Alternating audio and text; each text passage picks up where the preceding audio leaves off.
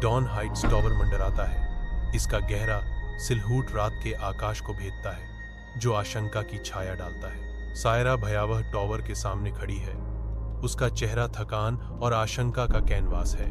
कर्तव्य और बेचैनी के मिश्रण से प्रेरित होकर सायरा टावर में प्रवेश करती है, जो उसकी अंधेरी गहराई में गायब हो जाती है। सायरा लिफ्ट में कदम रखती है। अजीब लाल रोशनी उसके चारों ओर लंबी छाया डालती है। एक धीमी, परेशान करने वाली धुन बजने लगती है, जिससे तनाव बढ़ता है, क्योंकि सायरा 13वीं मंजिल का बटन गायब देखती है। सायरा को अचानक एक ठंडी सनसनी होती है, क्योंकि वह अपने पीछे एक अदृश्य उपस्थिति महसूस करती है। जल्दी से खाली जगह का सामना करने के लिए मुड़ती है। एलिवेटर के दरवाजे एक प्रेस रूम में खुलते हैं, जो समय में जमा हुआ है, भूतिया गूंज और क्षय की गंध से प्रेतवाधित। कंकाल संपादक की हड्डियों वाली उंगलियां अशुभ रूप से थपथपाती हैं, क्योंकि वह कहता है, अपनी मौत की कहानी लिखो सायरा दहशत से ग्रस्त अपने गंभीर कार्य को स्वीकार करती है। मुझे पता है कि मुझे अपनी कहानी लिखनी है।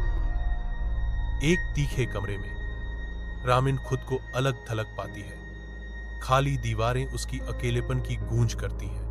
वह अपनी मेकअप का आईना टेबल पर रखती है। संपर्क पर दर्पण टूट जाता है, जैसे कि कमरा ही प्रतिबिंब को अस्वीकार करता है। मंद प्रकाश में रामिन का फोन एक भयानक चेहरा दर्शाता है, एक मुस्कुराता हुआ चेहरा, जहां उसका होना चाहिए। स्क्रीन हिंसक रूप से टूट जाती है। फर्श पर छोड़ दो लिखा है। रामिन को दीवार में एक खोखलापन मिला, एक छिपा हुआ रहस्य जो उजागर होने का इंतजार कर रहा था। वह पेंट हटाती है। एक ठंडा, धूल भरा दर्पण प्रकट करती है, जो अजीब तरह से त्वचा जैसा लगता है। दर्पण में उसकी छवि नहीं दिखती, बल्कि एक जलते हुए कमरे में एक पीली लड़की, दूसरी दुनिया में एक भयानक झलक। झुलसाने वाली धूप में अली और उसका चचेरा भाई घोड़ीवाला गांव में पहुंचते हैं। हर कदम सूखी सड़क की धूल को हिलाता है। एक बूढ़ी औरत चेतावनी देती है, कुएं के पास मत जाओ। अब यह गूंजता नहीं है, यह जवाब देता है। अली ने उपेक्षापूर्ण ढंग से हाथ हिलाते हुए कहा, यह सब अंधविश्वास है।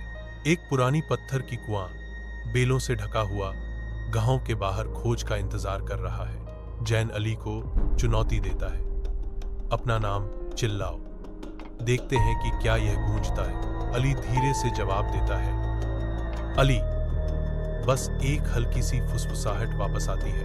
कुएं की अंधेरी गहराई से एक लड़की की चीख रात की शांति को भंग कर देती है। अली को उसकी नींद से जगाती है। जैन जागता है और दोनों सुनने की कोशिश करते हैं, लेकिन एक बार फिर एक अजीब सन्नाटा छा जाता है। अचानक कुएं के ढक्कन के नीचे से 3 अलग अलग दस्तकें गूंजती हैं, जिससे अली में दहशत पैदा हो जाती है, क्योंकि जैन उसे दिलासा देने की कोशिश करता है।